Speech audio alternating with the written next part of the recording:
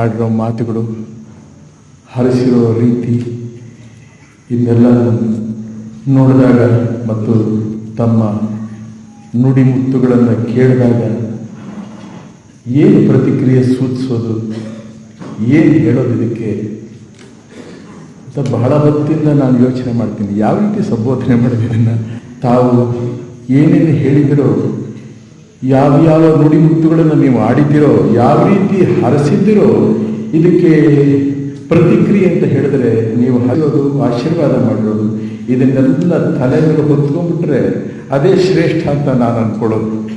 ಅದು ಕೃತಜ್ಞತೆ ಅಂತ ಹೇಳಿದ್ರೆ ಅಥವಾ ನಿಮಗೆ ತುಂಬ ವಂದನೆಗಳು ಅಂತ ಹೇಳಿದ್ರೆ ಬಹಳ ಕಮ್ಮಿ ಆಗುತ್ತೆ. ಆದ್ದರಿಂದ ಆ ನುಡಿಮುತ್ತುಗಳನ್ನು ಆಶೀರ್ವಾದ ರೂಪದಲ್ಲಿ ತಲೆ ಮೇಲೆ ಹೊತ್ಕೊಂಡ್ಬಿಟ್ರೆ ಅದೆಲ್ಲ ಶ್ರೇಷ್ಠ ಅಂತ ನಾನು ಅಂದ್ಕೊಳ್ಳೋದು. ಹೇಳಿದ್ರಿ, ತಾವು ಯಾವ ಒಂದು ಪ್ರಶಸ್ತಿ ಪ್ರತಿಷ್ಠೆ ಇದುವರೆಗೂ ನನ್ನ ಬುದ್ಧಿ ಬಲ್ಲಾಗಲಿಲ್ಲ, ಅದು ಯಾವುದಕ್ಕೂ ಅಂಟ್ಕೊಂಡು ಅಭ್ಯಾಸನೂ ಇಲ್ಲ, ಅದರ ವಿಷಯನೂ ನನಗೆ ಗೊತ್ತಿಲ್ಲ ಅಂದರೆ ಕಾರಣ ಇಷ್ಟೇ, ಓದ್ದವನಲ್ಲ ನಾನು, ಪದವೀಧರನಲ್ಲ. ನಮ್ಮ ಅಪ್ಪಾಜಿ, ನಮ್ಮ ತೀರ್ಥರೂಪರು ಚಿಕ್ಕತನದಿಂದ ನಮ್ಮನ್ನು ಓದಿಸೋದಕ್ಕೆ ಅನುಕೂಲ ಇಲ್ಲದೆ ಇರೋದ್ರಿಂದ ಆವತ್ತಿನ ಕಾಲ ಆಗಿತ್ತು. ನಮ್ಮನ್ನು ಹೆದರಿಸಿ ಹೊಡೆದು ಬಡಿದು ನಮ್ಮನ್ನು ಇವತ್ತಿನ ದಿವಸ ಎಲ್ಲರೂ ತಮ್ಮಗಳ ಜೊತೆಯಲ್ಲಿ ಇಷ್ಟರ ಮಟ್ಟಿಗೆ ನಿಂತ್ಕೊಳ್ಬೇಕಾದ್ರೆ ಯಾವ ರೀತಿ ಬದುಕಬೇಕು ಅನ್ನುವಂಥ ಒಂದು ದಾರಿ ನಮಗೆ ಸಿಕ್ಕಬೇಕಾದ್ರೆ ಅವರು ತೋರಿಸಿದಂಥ ಮಾರ್ಗದರ್ಶನ, ಅವರು ಹೊಡೆತ, ಅವರು ಬಡಿತ, ಯಾತಕ್ಕೆಂದರೆ ಹೃದಯ ತುಂಬ ಪ್ರೀತಿ ಇಟ್ಕೊಂಡಿದ್ರು. ಹೊರಗಡೆ ಮಾತ್ರ ಶತ್ರು ಥರ ನೋಡ್ತಾ ಇದ್ರು.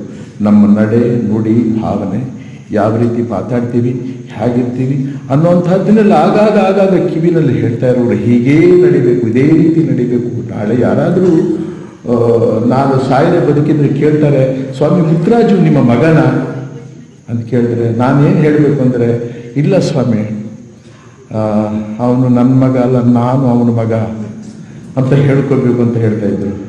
ಅದು ಇವತ್ತಿಗೂ ಕಿವಿಲಿ ಗಂಟೆ ಹೊಡೆದಾಗಿ ನನಗೆ ಕೇಳ್ತಾ ಇರುತ್ತೆ. ಈ ಮೊದಲನೇ ದೇವರುಗಳು, ತಾಯಿ ತಂದೆ, ಅವರ ಮಾರ್ಗದರ್ಶನ. ಅನಂತರ ನಾನು ಅವತ್ತು ಕರ್ನಾಟಕ ರತ್ನ ಪ್ರಶಸ್ತಿ ತಗೊಳ್ಳುವಂಥ ಸಂದರ್ಭದಲ್ಲಿ ನನ್ನ ಅಭಿಮಾನಿ ದೇವರುಗಳು ಅಂತ ಸಂಬೋಧನೆ ಮಾಡಿದ್ದೆ.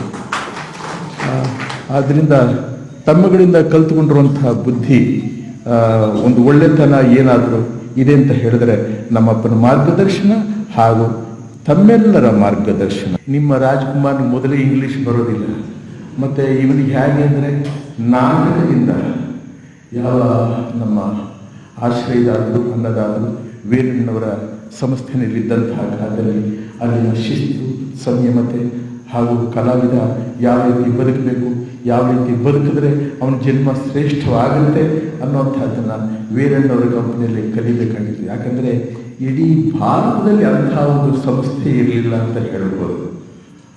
ಅಷ್ಟು ಚೆನ್ನಾಗಿ ಬೆಳೆದಂಥವ್ರು. ಆ ಸಂಸ್ಥೆಯಲ್ಲಿ ನಮ್ಮ ತಂದೆಯವರು, ನಾನು ಹಾಗೂ ನನ್ನ ತಮ್ಮ ವರದಪ್ಪ ಮತ್ತು ನನ್ನ ತಂಗಿ ಶಾರದಮ್ಮ, ನಾವೆಲ್ಲ ಅಲ್ಲಿ ಆ ಸಂಸ್ಥೆಯಲ್ಲಿ ಬದುಕಿದವರು. ಇವತ್ತು